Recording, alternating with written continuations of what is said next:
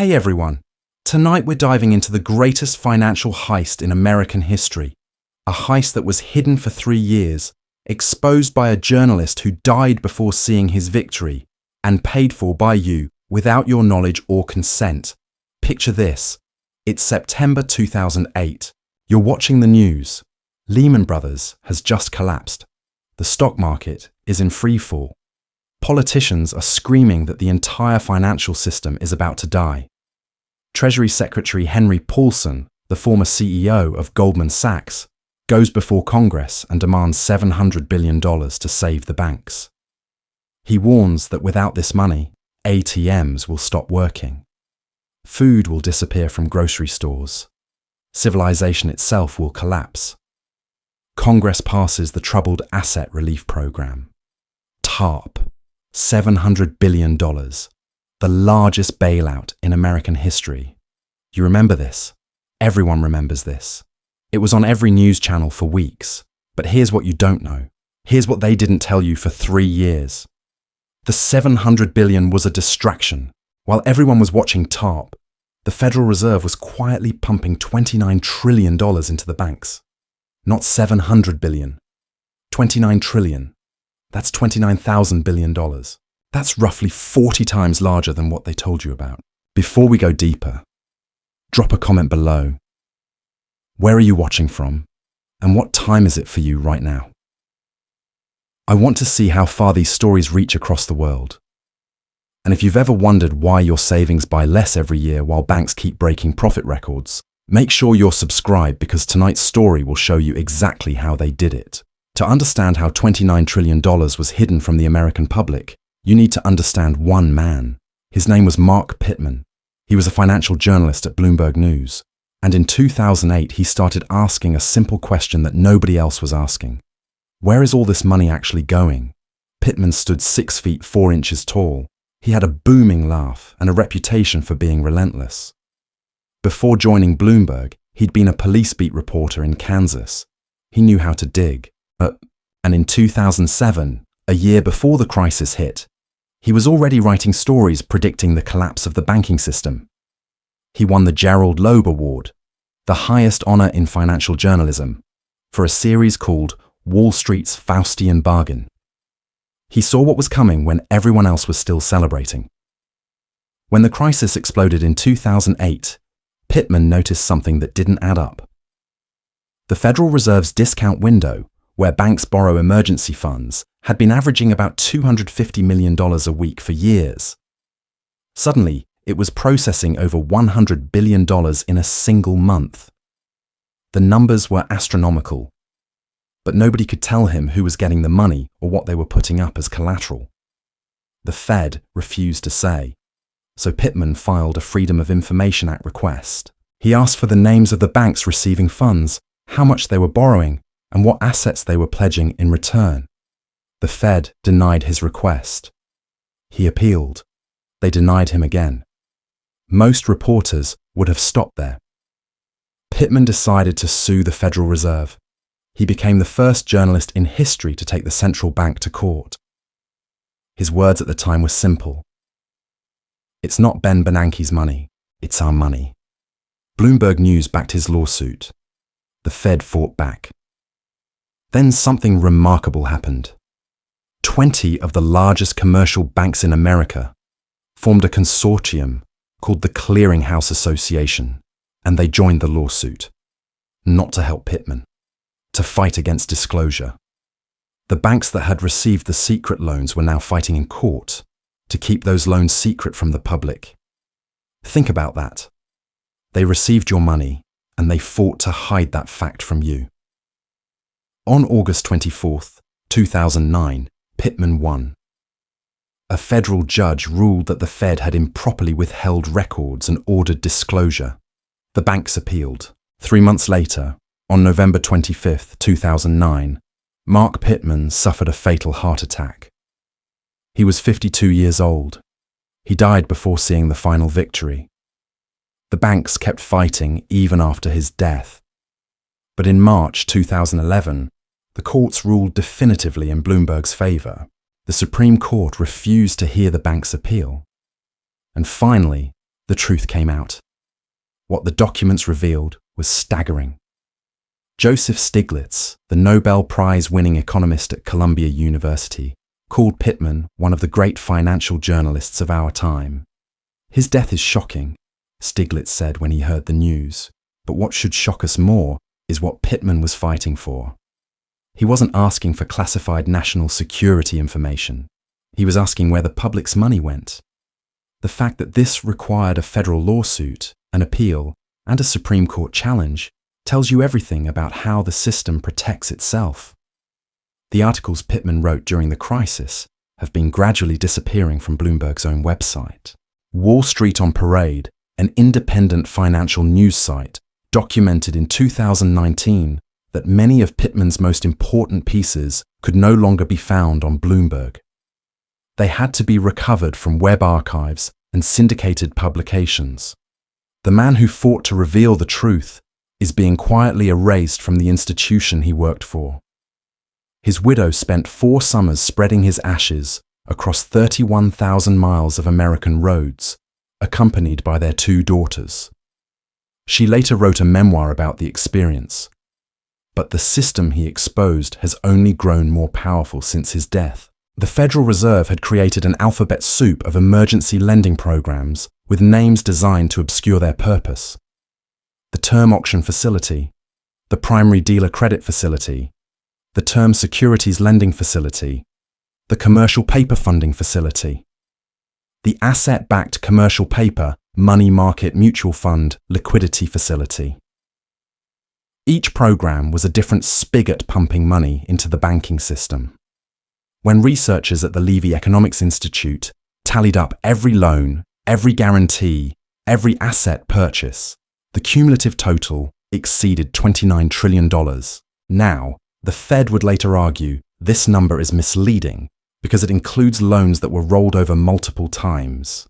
If a bank borrowed $1 billion overnight and renewed that loan every day for a month, technically, that's $30 billion in cumulative lending. But here's what that argument misses. The Fed was willing to lend that $1 billion every single day. The commitment was real. The support was continuous. And the peak exposure, the maximum amount the Fed had on the line at any single moment, was still $1.2 trillion. That's nearly double the TARP program that dominated the news. And this happened with 0 public disclosure, 0 congressional approval, and 0 accountability. Let me show you who got the money. Citigroup borrowed $2.5 trillion from the Fed during the crisis. That's a single bank receiving more than 3 times the entire TARP program. Morgan Stanley borrowed over $2 trillion. Bank of America borrowed $1.3 trillion. But it wasn't just American banks. The Fed was bailing out institutions around the world.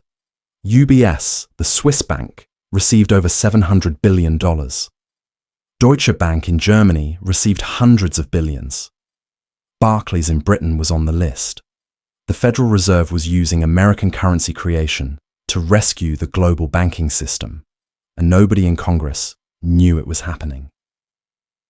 Here's what makes this even more outrageous.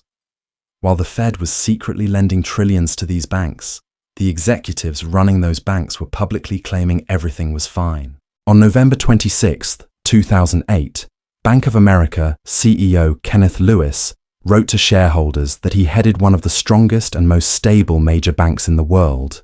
He didn't mention that his bank owed the Federal Reserve $86 billion that same day.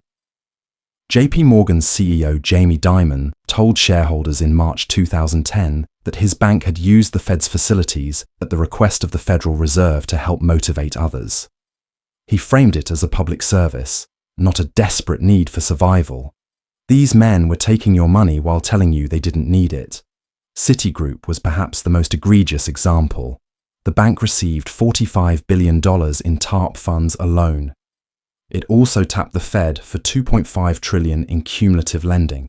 At one point in February 2009, Citi's borrowing from the Fed peaked at over $91 billion. The bank was effectively insolvent, yet CEO Vikram Pandit continued to draw his salary and bonuses while publicly reassuring investors that Citi was fundamentally sound. The government eventually had to guarantee $301 billion in Citigroup assets to prevent complete collapse. But Pandit kept his job for years afterward. Goldman Sachs and Morgan Stanley, the two remaining independent investment banks, were so close to failure that they converted to bank holding companies in an emergency weekend operation on September 21, 2008. This was 6 days after Lehman Brothers went bankrupt. The conversion gave them access to the Fed's discount window and other emergency facilities reserved for commercial banks. The normal approval process for becoming a bank holding company takes months. Goldman and Morgan Stanley were approved in hours. The rules were suspended for them because they were too important to fail. Within days, Goldman received a $5 billion investment from Warren Buffett on favorable terms. Within weeks, it was accessing billions in Fed lending. By 2009, Goldman reported its most profitable year in history and set aside that $16.2 billion for bonuses. To understand the mechanism of the bailout, you need to understand what the banks had done to get themselves into this situation. In the years leading up to 2008, Wall Street had gone on a lending spree unlike anything in history. They figured out how to take mortgages, bundle them into securities, and sell them to investors around the world. This was supposed to spread risk. Instead, it concentrated risk in ways nobody fully understood. Here's how the machine worked. A mortgage broker in California would approve a loan for someone with no income verification, no assets, and a credit score that should have disqualified them from any loan. They called these NINJA loans, no income, no job, no assets. The broker didn't care if the borrower could pay because he was selling the mortgage immediately. He got his commission and moved on. The mortgage would go to an investment bank like Lehman Brothers or Bear Stearns. They would bundle thousands of these mortgages together into a security called a collateralized debt obligation. The ratings agencies, paid by the banks themselves, would stamp these securities with AAA ratings, the highest possible grade, supposedly as safe as US Treasury bonds. Then the banks would sell these toxic packages to pension funds, insurance companies, and investors around the world. But the banks got greedy. They started keeping some of these securities for themselves because the yields were so attractive. They borrowed money at low rates to buy more of their own products. The leverage ratios at the major investment banks reached 30 to 1 or even 40 to 1. That means for every dollar of actual capital, they had borrowed $30 or $40 to make bets. When the housing market turned, when borrowers started defaulting on those ninja loans, the whole structure collapsed. A 3% decline in asset values could wipe out all of a bank's capital at 30 to 1 leverage. The mechanism of the bailout was elegant in its deception. Banks brought their worst assets, the toxic mortgage securities that nobody would buy, and pledged them as collateral to the Federal Reserve. The Fed gave them cash in exchange. If those assets later recovered in value, the banks got them back. If they went to zero, the Fed ate the loss. Heads, the banks win. Tails, the taxpayers lose. The Fed was absorbing all the downside risk, while the banks kept all the upside potential. This is the opposite of how capitalism is supposed to work. In capitalism, if you make bad bets, you lose your money. But for the largest banks, the losses were simply transferred to the public. The Fed also did something unprecedented. It began paying interest on reserves. Before October 2008, banks had no incentive to hold excess reserves at the Fed because those reserves earned nothing. Suddenly, the Fed started paying banks interest just for parking money there. This was described as a technical adjustment to monetary policy. In reality, it was another gift to the banks. One banker described it as paying banks to be banks. By 2012, banks were holding $1.5 trillion in excess reserves at the Fed, collecting risk-free interest payments. That was $1.4 trillion taken out of the economy, sitting at the Fed earning interest, at the exact moment the government was supposedly trying to stimulate lending. The banks took the bailout money and used it to collect interest rather than lend to businesses and families. If this is opening your eyes to how the system really works, hit that subscribe button. We're connecting patterns that go back over a century. Your support keeps this research going because the institutions we're exposing don't want these stories told. The banks that received the bailout used the opportunity to get bigger, not smaller. JP Morgan acquired Bear Stearns with Fed assistance in March 2008. The Fed put up $30 billion to facilitate the deal, accepting $29 billion in toxic assets from Bear Stearns onto its own balance sheet. Bear Stearns shareholders, who had seen their stock trading at $170 per share just a year earlier, received $10. JP Morgan got a premier investment bank for pennies on the dollar, subsidized by the Federal Reserve. Later that year, JP Morgan acquired Washington Mutual, the largest bank failure in American history. Again, the acquisition made JP Morgan larger and more dominant. Bank of America acquired Countrywide Financial, the mortgage lender at the center of the subprime crisis. It then acquired Merrill Lynch for $50 billion in a deal the government pushed through. When it became clear that Merrill's losses were far worse than disclosed, Bank of America got an additional $20 billion in TARP funds and government guarantees against $118 billion in toxic assets. The government was paying Bank of America to absorb its failed competitors. Wells Fargo acquired Wachovia. The pattern was consistent across the industry. Crisis became the mechanism for consolidation. Before the crisis in 2006, the 6 biggest banks in America held $6.8 trillion in total assets. By September 2011, after the bailouts and acquisitions, they held $9.5 trillion. That's a 39% increase. The banks that were too big to fail in 2008 had become substantially bigger. They controlled more of the financial system. They were more systemically important than ever. The crisis that was supposed to teach them a lesson instead made them untouchable. The contrast with ordinary Americans is devastating. 10 million people lost their homes to foreclosure between 2006 and 2014. Unemployment reached 10%. Retirement savings were decimated as markets crashed. A Federal Reserve survey later found that American households lost $16 trillion in wealth during the crisis. But here's what should make your blood boil. While families were losing their homes, while workers were losing their jobs, the banks that caused the crisis were paying themselves bonuses with bailout money.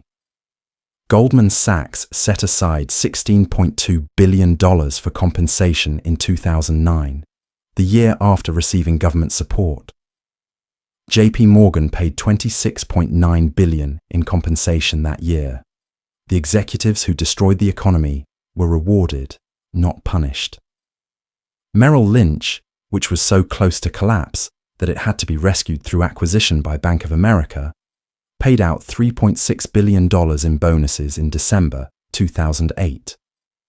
They accelerated the bonus payments, pushing them out before the acquisition closed. The top 4 executives alone received $121 million. Merrill had just lost $15.8 billion in a single quarter. But the bonus checks cleared before the new management could stop them. John Thain, who became Merrill Lynch's CEO in late 2007 to try to save the firm, spent $1.2 million redecorating his office during the crisis. The expenses included an $87,000 rug and a $35,000 antique commode. While his bank was dying, while his employees were about to lose their jobs, while American taxpayers were being lined up to rescue the institution, Thain was picking out antique furniture. He was later fired by Bank of America, but he walked away with tens of millions in compensation from his brief tenure. Not a single senior executive from any major bank went to prison for their role in the crisis. The Department of Justice under Eric Holder declined to prosecute. The theory was that charging major banks with crimes would be too disruptive to the financial system. This doctrine came to be known as too big to jail. The same banks that were too big to fail were also too big to hold accountable. The message to Wall Street was clear. You can create fraudulent securities, you can crash the global economy, you can require trillions in bailouts, but nobody goes to prison. How was this possible? How could banks take trillions in public support while paying themselves billions in bonuses? Because the system was designed that way. Go back to 1913, when the Federal Reserve was created in secret on Jekyll Island by the very bankers it would later serve. Go back to 1914, when the Fed's first major act was rescuing banks from a crisis of their own making during World War I. Go back to 1929, when the Fed's policies helped create the Great Depression and then used the crisis to expand its powers. The pattern repeats because the pattern is the system. Crisis enables consolidation. Emergency justifies intervention. And the intervention always serves banking interests while the costs fall on the public. The 2008 crisis followed this pattern exactly. Banks created the problem through reckless lending and complex derivatives that concentrated risk rather than dispersing it. When the system collapsed under the weight of their bets, they demanded rescue. The rescue came with no meaningful conditions. No executives went to prison. No banks were broken up. No fundamental reforms threatened their business model. The Dodd-Frank Act passed in 2010 was supposed to prevent future bailouts. It created new regulations and oversight. But here's what Barney Frank, the congressman who co-authored the law, admitted years later. The politics have changed. You could not get away with what we did in 2008. But legally, you cannot do it either. They wanted to leave open the window so that a major financial institution could get financial aid to bail them out. We shut it down. That sounds reassuring until you look at what happened in 2020 and 2023. When COVID crashed markets in March 2020, the Federal Reserve responded with the most aggressive intervention in its history. It announced unlimited quantitative easing. It began purchasing corporate bonds for the first time ever.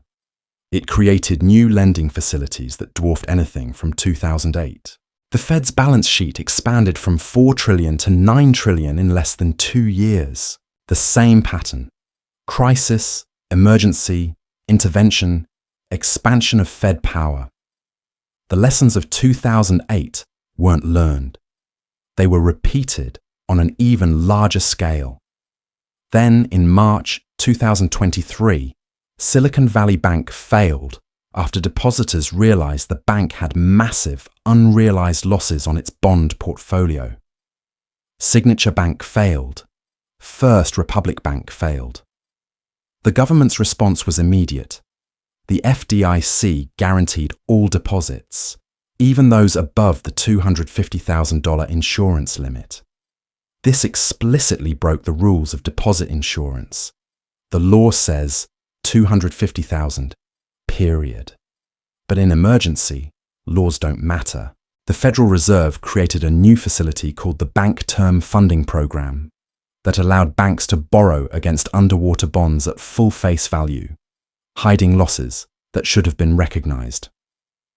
And JP Morgan, already the largest bank in America, acquired First Republic with FDIC assistance. The crisis made them even bigger. Again. Today, JP Morgan Chase has over $4 trillion in total assets.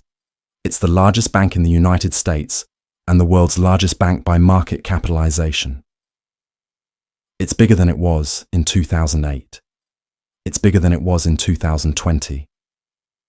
Every crisis makes it larger. The bank that was too big to fail is now too big to comprehend.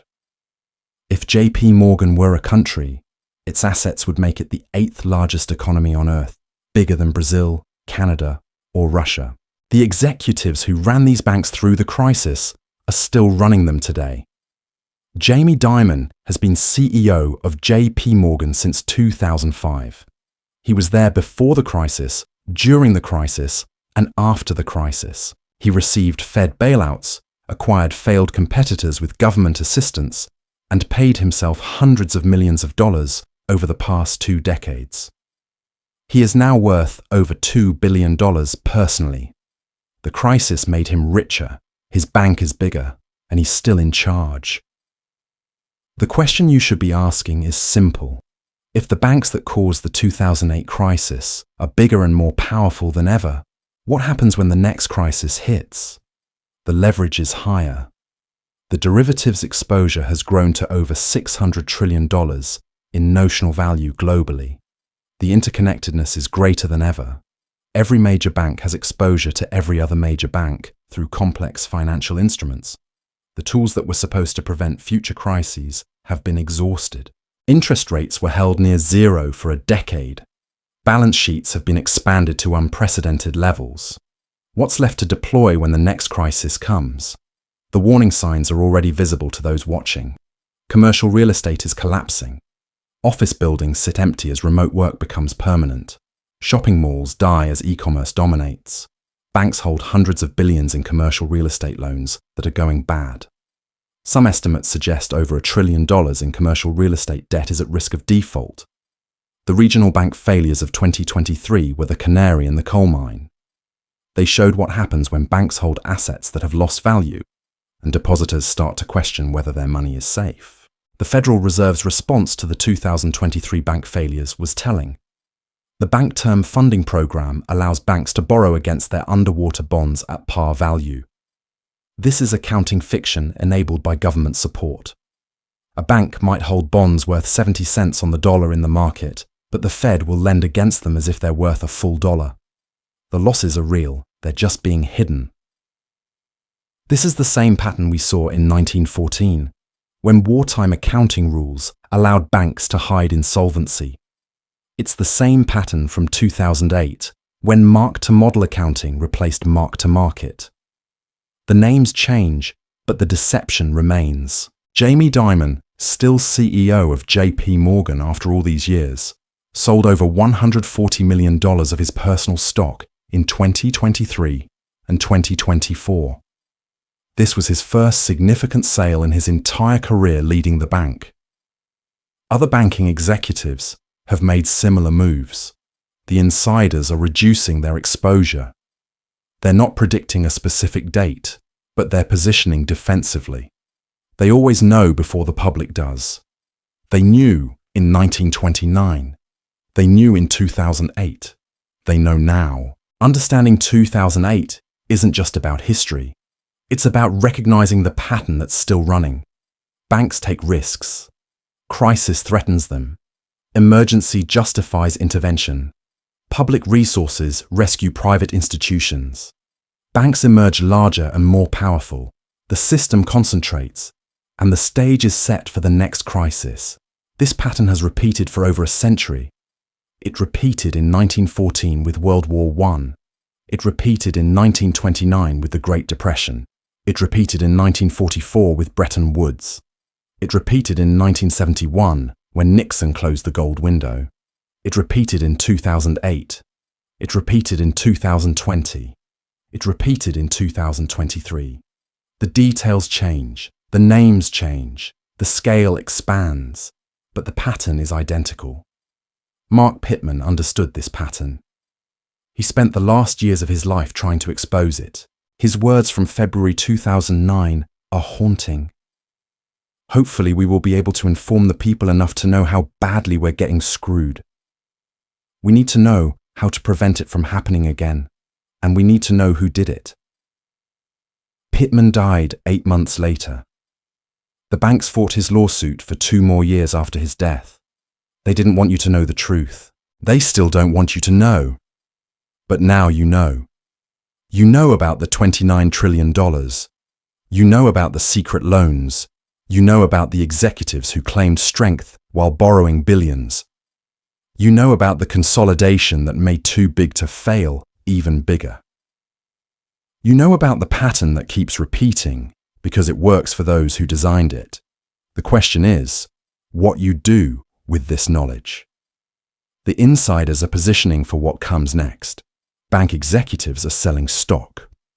The smart money is moving. The system is more fragile now than it was in 2008. And when the next crisis hits, the same pattern will run again unless enough people understand it, unless enough people see through the emergency rhetoric to the wealth transfer underneath. Understanding this doesn't give you perfect protection, but it gives you something more valuable. Context. When the next crisis hits, and it will, you won't be confused about what's happening. You'll recognize it as the latest iteration of a pattern that's been running since before you were born.